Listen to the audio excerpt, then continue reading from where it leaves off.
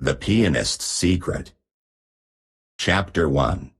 Shadows of Occupation.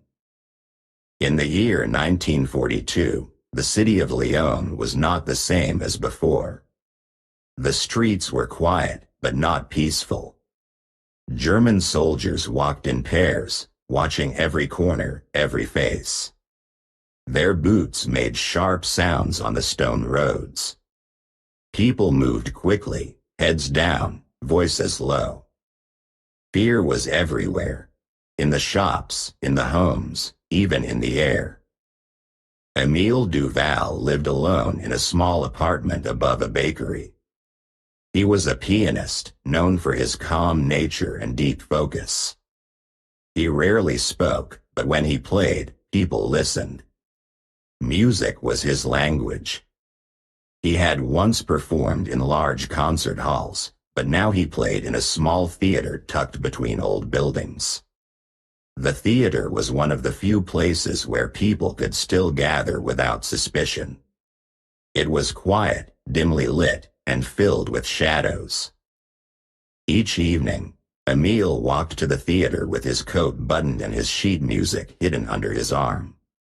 He greeted no one. He entered through the side door and sat at the piano. The audience waited in silence. They came not just for music, but for something more. They came to feel human again, even for a short time. Émile's music was soft and elegant.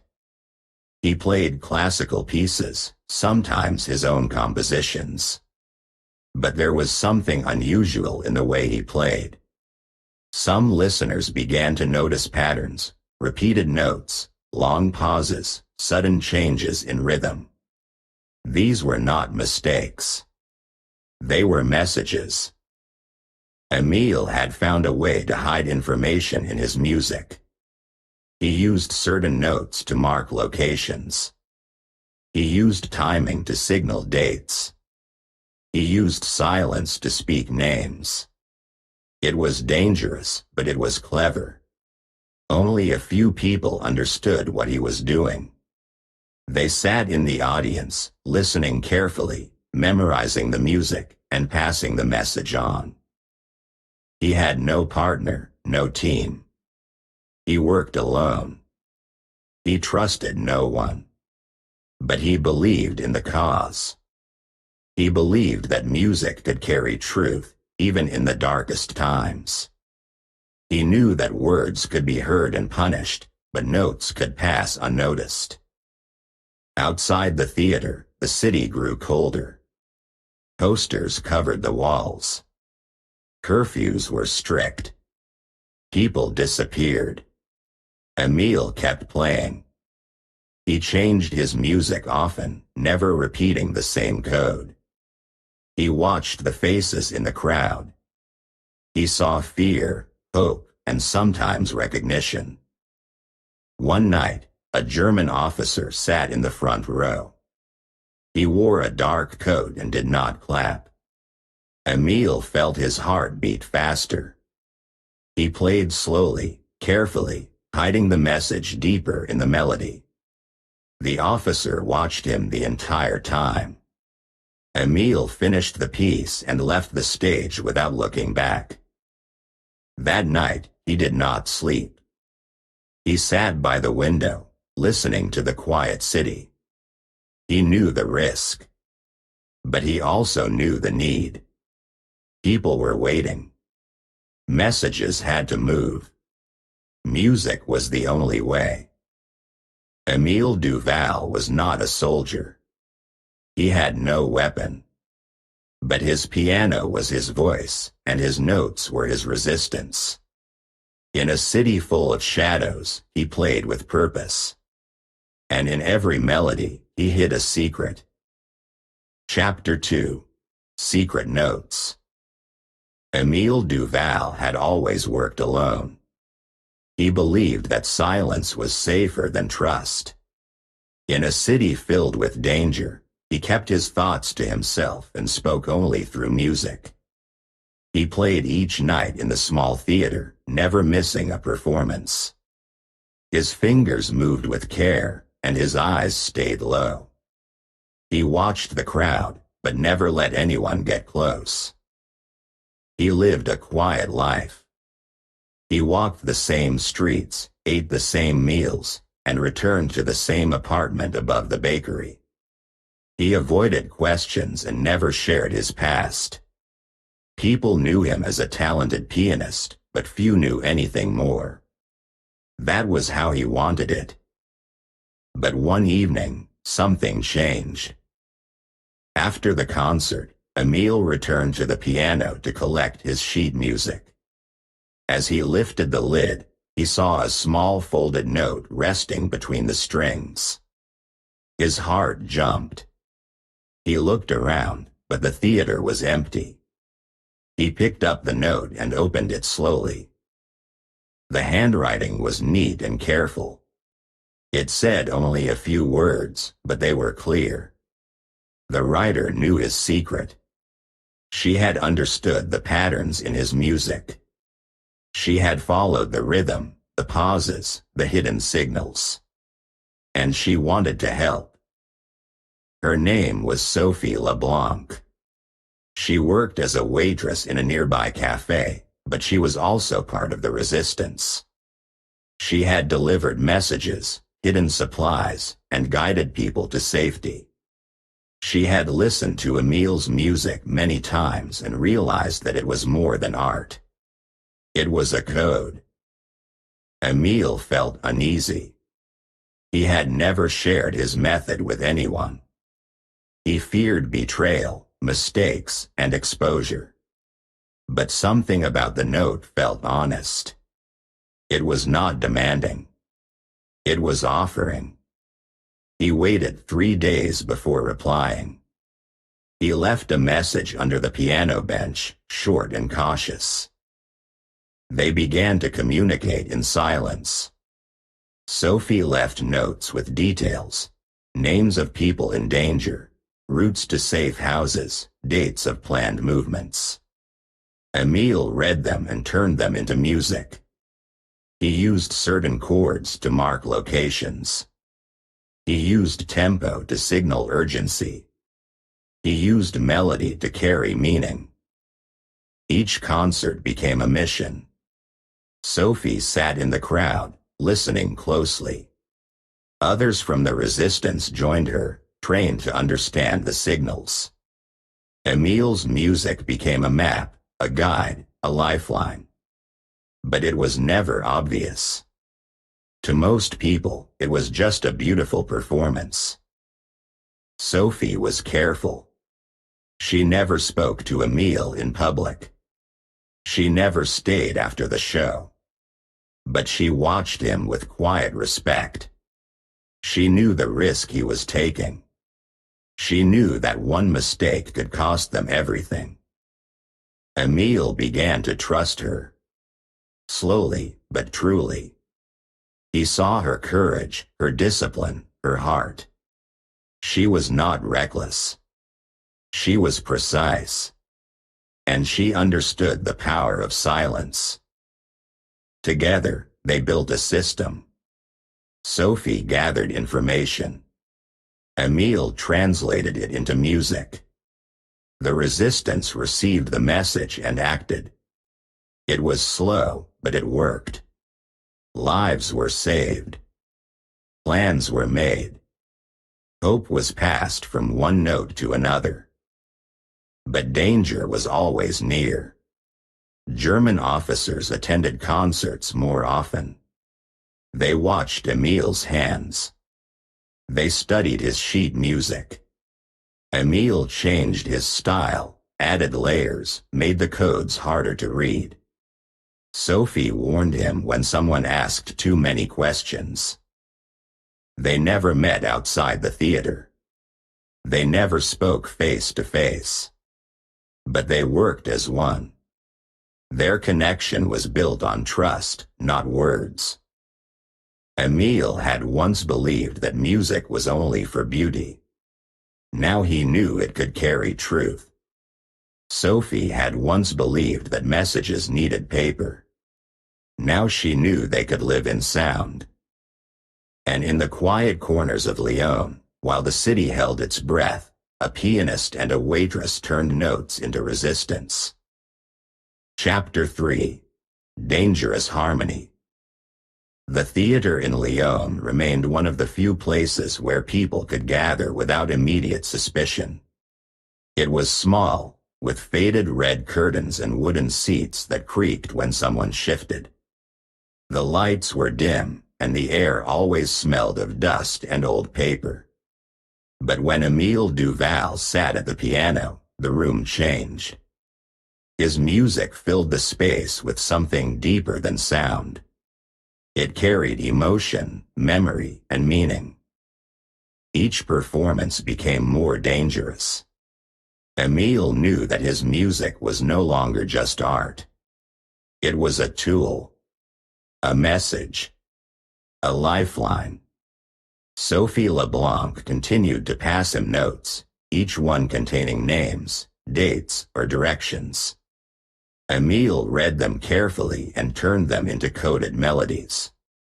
He used certain chords to mark safe houses. He used rhythm to signal urgency. He used silence to hide names.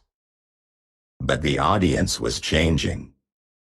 Familiar faces still came, neighbors, students, and quiet supporters of the resistance. They listened with care, trying to catch the hidden signals. But there were also new faces.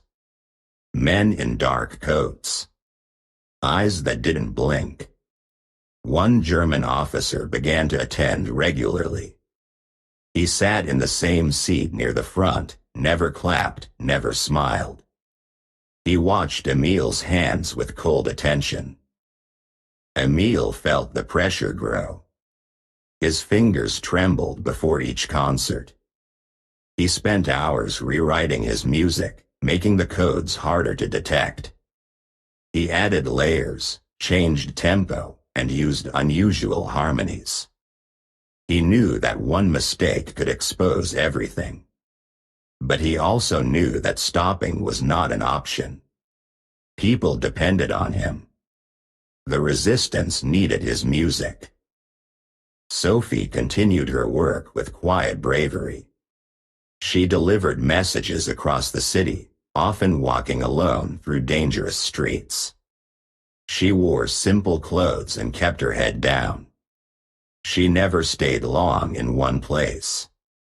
After each concert, she memorized the coded message and passed it to the right person. She never wrote anything down. She trusted her memory and her instincts. One evening, Émile noticed the officer arrive earlier than usual. He spoke to the theater manager and looked around the stage. Émile felt a chill. He knew the officer suspected something. That night, Émile played a piece with no message. It was beautiful but empty. Sophie understood. She left without a word. The next day, Émile changed his method again. He began to use older melodies, ones that sounded familiar but held new meaning. He used pauses to mark danger zones. He used key changes to signal movement. The music became more complex, but also more emotional. It was harder to decode, but it touched people deeply. Sophie warned him that the officer had asked questions about his background. Émile stayed calm, but inside he felt the weight of every note. He knew that music could save lives, but it could also end his own. Still, he continued. He believed in the power of quiet resistance. He believed that truth could live in sound. Each concert became a test. Émile looked at the audience and saw both hope and threat. He played with care, hiding messages in beauty. Sophie listened, memorized, and moved. Together, they worked in silence, risking everything for something greater. And in the heart of Lyon, while the city held its breath, a pianist and a courier turned harmony into courage. Chapter 4. The Break. The evening began like many others. The theater was quiet, filled with people who came not only for music but for a moment of peace.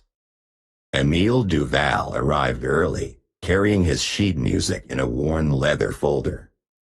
He walked slowly, his steps heavy with worry. Something felt wrong. He looked toward the seat where Sophie usually sat. It was empty. She had never missed a concert before. She always arrived just before the lights dimmed, sitting near the back, her eyes focused on the piano. She never clapped, never drew attention. But her presence gave Émile strength. That night, she was not there. Émile tried to stay calm, but his thoughts raced. He remembered the last note she had left him. It contained details about a planned escape for a group of resistance fighters. The message was urgent. He had spent hours shaping the music, hiding the instructions in the melody. The piece was ready. But now, without Sophie, he didn't know if the message would reach the right people. He sat at the piano and placed his hands on the keys. His fingers felt cold. The audience waited in silence. Among them was the German officer who had been attending regularly. He sat in the front row, his eyes fixed on Émile. He didn't blink. He didn't move. Émile felt the weight of that stare. The music began softly.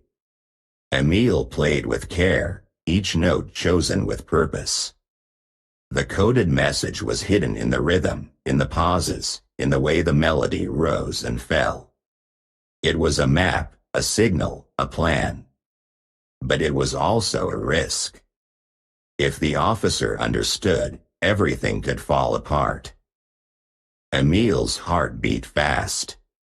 He remembered the faces of the fighters who were waiting for help. He thought of Sophie, of her quiet strength, of the way she had risked everything to pass messages. He didn't know where she was. He feared she had been arrested. He feared she was gone. The music grew louder. Émile added tension to the chords, urgency to the tempo. He played as if it were his last performance. The audience listened closely. Some understood. Others simply felt the emotion. The officer leaned forward, watching every movement. When the final note faded, the room stayed silent. Émile stood slowly and bowed. He didn't look at the officer. He walked off the stage and returned to the small dressing room behind the curtain. His hands were shaking. He sat down and waited. No one came to speak to him. No one asked questions. But the fear stayed with him. That night, he didn't sleep. He sat by the window in his apartment, staring at the empty street. He thought about Sophie. He thought about the music. He thought about what might happen next. He knew the message had been delivered. He had done his part. But he also knew that the danger was growing. The officer had seen too much. The theater was no longer safe. The silence of the city felt heavier than ever. Émile understood that the break had come. The moment when everything could change. The moment when the music might no longer be enough. But he also knew that he could not stop. Not now. Not when people still needed him. And so, in the quiet night, with fear in his heart and hope in his hands, Émile waited for the next note. Chapter 5. The Pause. The morning after the concert, Émile Duval was walking home through the quiet streets of Lyon when two men in dark coats stopped him. They showed no emotion. One of them pointed to a car parked nearby. Emile understood. He followed them without speaking. His heart beat fast, but his face stayed calm. He had expected this moment. He had prepared for it. They took him to a cold building with gray walls and no windows. Inside, the air smelled of smoke and metal. He was led to a small room with a single chair and a table. A man sat across from him, wearing a uniform and holding a folder. The man asked questions. He asked about the concert, about the music, about the people in the audience. He asked if Emile had spoken to anyone. He asked if he knew Sophie LeBlanc. Emile said nothing. He looked at the table. His hands rested on his knees. They were shaking, but he kept them still. He knew that one wrong word could destroy everything. He thought of Sophie. He thought of the fighters who had escaped. He thought of the music he had played. The man grew impatient. He raised his voice. He repeated the questions. Emile stayed silent. He did not lie. He simply refused to speak. After a long time, the man stood up and left the room. Emile sat alone for what felt like hours. Then the door opened again. A different officer entered and told him he was free to go. But he was warned. They were watching him. One more mistake, and he would not be released again. Emile walked home slowly. The city felt colder than before. The streets were empty. The bakery below his apartment was closed. He climbed the stairs and entered his room. He sat at the piano, but did not play. He stared at the keys. His hands still trembled. He knew he could not perform in public anymore. The theater was no longer safe. The officer had seen too much. The questions had been too direct. The risk was now too high. But Emile also knew that the work could not stop. The resistance still needed messages. People still needed hope. So he changed his method. He stopped performing and began to write music in secret. He composed pieces late at night, using candlelight and silence. He wrote with care, hiding messages in the notes. He recorded the music on old equipment, using blank labels and simple covers. The recordings were passed from hand to hand, shared underground. Sophie was still missing. Emile did not know where she was or if she was alive. But he continued. He believed she would return. He believed the music would reach her. He believed that silence could still speak. His apartment became a quiet workshop. He wrote every day, testing new patterns, new rhythms, new ways to hide meaning. He used old melodies and changed them. He used pauses to mark danger. He used harmony to guide movement. The music was soft, but strong. People came at night to collect the recordings. They did not speak. They nodded and left quickly. Emile never asked questions. He trusted the system. He trusted the music. The pause in public performance became a time of deep creation. Emile worked alone, but he felt connected. He knew that every note could help someone. He knew that every melody could carry truth. And in the quiet heart of Lyon, while the city waited and watched, a pianist continued his mission, not on stage, but in silence. Chapter 6. Sophie's Return. One cold evening in November, Emile Duval heard a soft knock at his apartment door. He paused, unsure if he should answer. The city was still dangerous, and he had learned to be careful. But something about the rhythm of the knock felt familiar.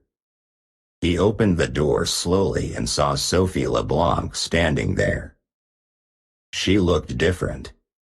Her face was pale, her eyes tired, and her coat torn.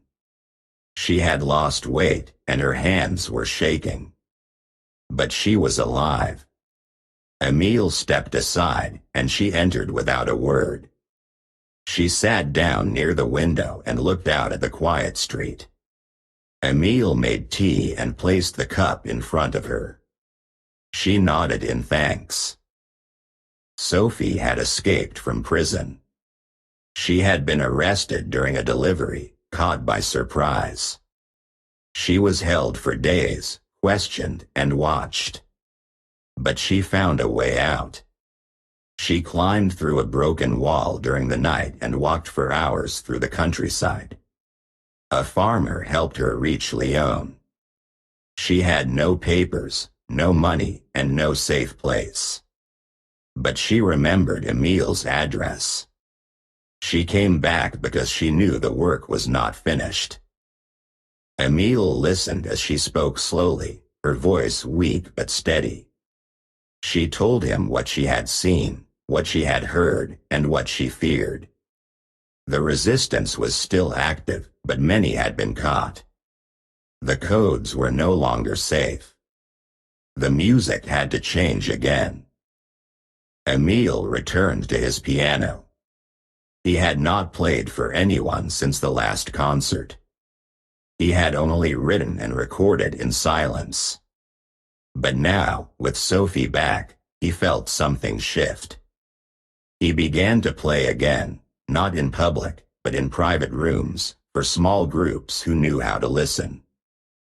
His music became softer. The notes were slower, the pauses longer. But the meaning was still there. He used quiet melodies to carry messages. He used harmony to guide movement.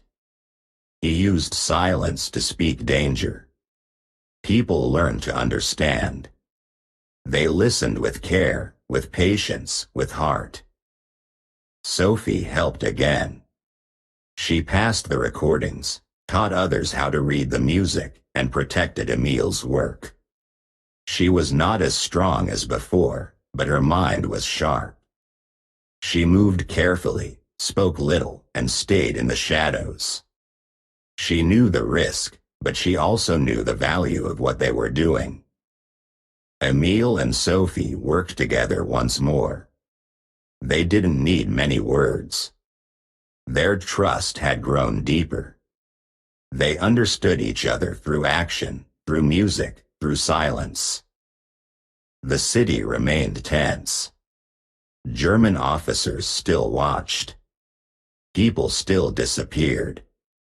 But in quiet rooms, behind closed doors, the music continued. It gave hope. It gave direction. It gave strength. Emile no longer played for applause. He played for truth. Sophie no longer ran alone. She moved with purpose. Together, they turned sound into resistance. And in the heart of Lyon, while the war pressed on, a pianist and a courier reminded the world that even in silence, there could be power. Chapter 7. The Final Piece. By the spring of 1944, the city of Lyon was holding its breath. The war was still present in every street, every whisper, every shadow. But something had changed. The resistance was growing stronger. People were tired of fear. They were ready to fight back. And Emile Duval knew it was time for his final act. He had spent weeks working on the new composition. It was the most complex piece he had ever written. The melody was rich, layered, and full of emotion. But beneath the beauty, It carried something more, a coded plan for a coordinated attack on the German headquarters in the city. Every note had meaning. Every pause marked a step. Every shift in rhythm pointed to a time or place. Emile worked in silence. He didn't speak to anyone about the piece, not even Sophie. She continued her work, passing messages, guiding people, and protecting Emile's recordings. She saw him writing late into the night, his face tense, his hands moving slowly across the page. She knew something important was coming.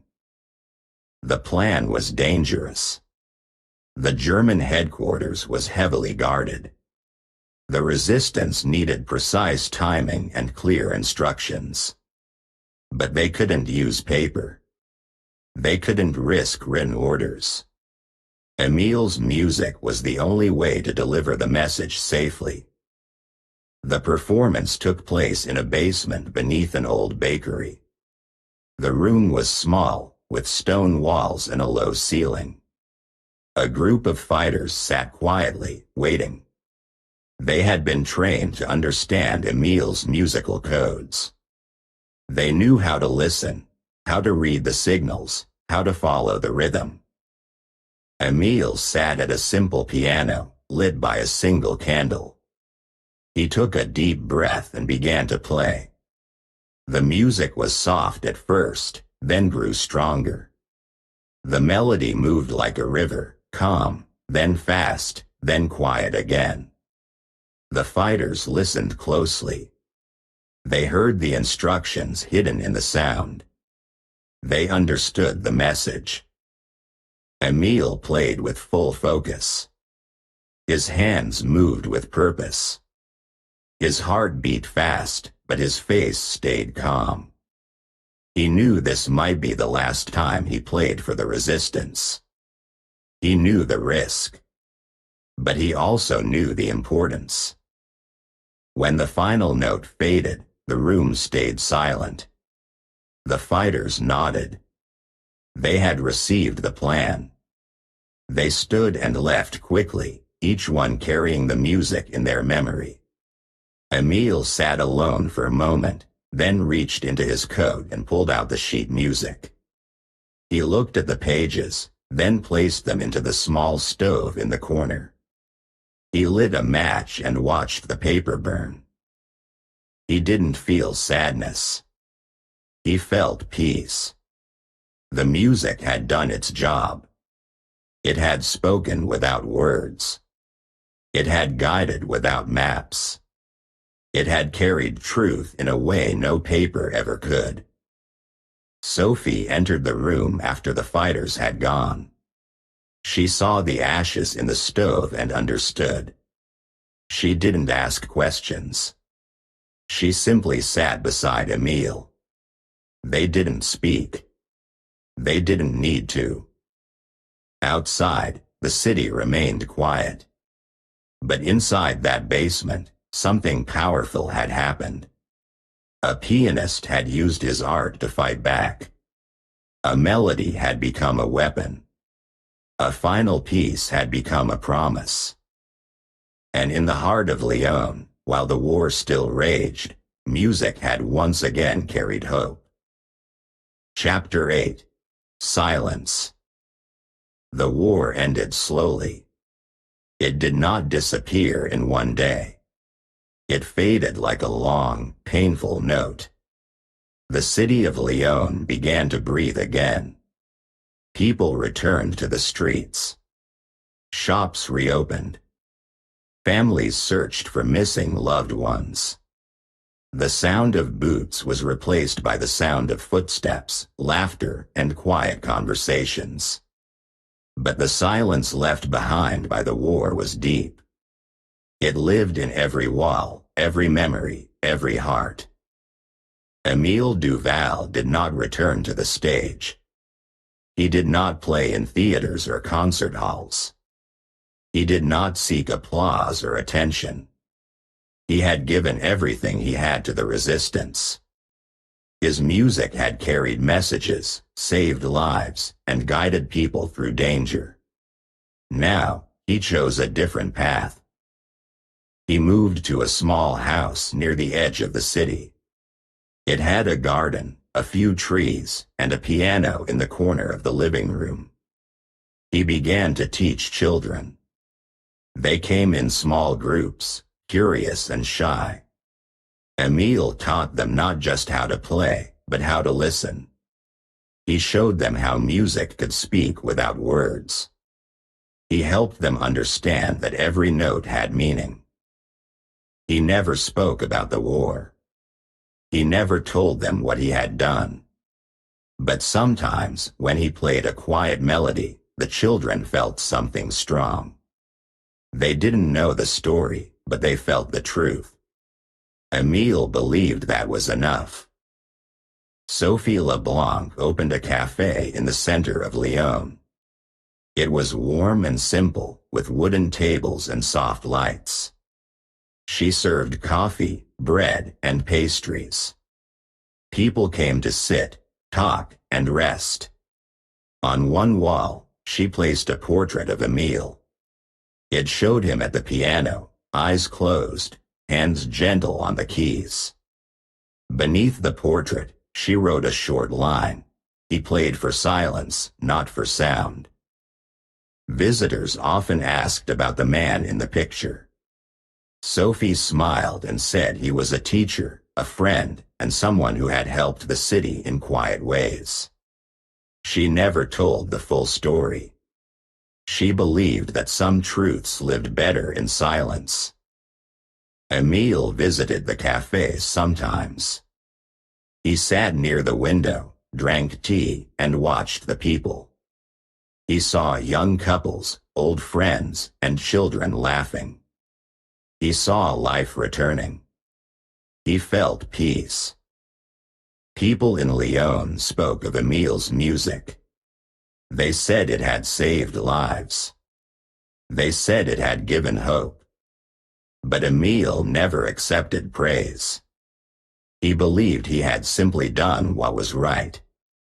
He had used what he had, his hands, his heart, his music, to help others. That was enough. Years passed. The city changed. New buildings rose. Old ones faded. But the memory of Emile's music stayed. It was not written in books. It was not played. That was enough. Years passed. On radios. It lived in the people who had heard it, who had felt it, who had followed its message. Emile grew older. His hair turned gray. His hands slowed. But he continued to teach. He continued to play. And in every lesson, in every note, he passed on something more than music. He passed on truth. Sophie's cafe became a quiet landmark. People came not just for food, but for stories. They sat beneath Emile's portrait and listened to the silence. They felt the power of what had once been hidden in sound. And in the heart of Lyon, long after the war had ended, a pianist's secret lived on, not in fame, but in truth. Moral. The true power of art is not fame, but truth. Music can be a weapon if you listen with your heart. The city changed. New buildings rose. Old ones faded. But the memory of Emile's music stayed. It was not written in books. It was not played on radios. It lived in the people who had heard it, who had felt it, who had followed its message.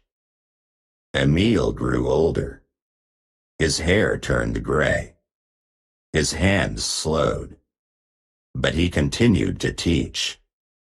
He continued to play. And in every lesson, in every note, he passed on something more than music. He passed on truth. Sophie's cafe became a quiet landmark. People came not just for food, but for stories. They sat beneath Emil's portrait and listened to the silence. They felt the power of what had once been hidden in sound. And in the heart of Lyon, long after the war had ended, a pianist's secret lived on, not in fame, but in truth. Thank you for your attention. If you like the story, please like and subscribe. It motivates us to make new videos and helps us promote the channel. Thank you.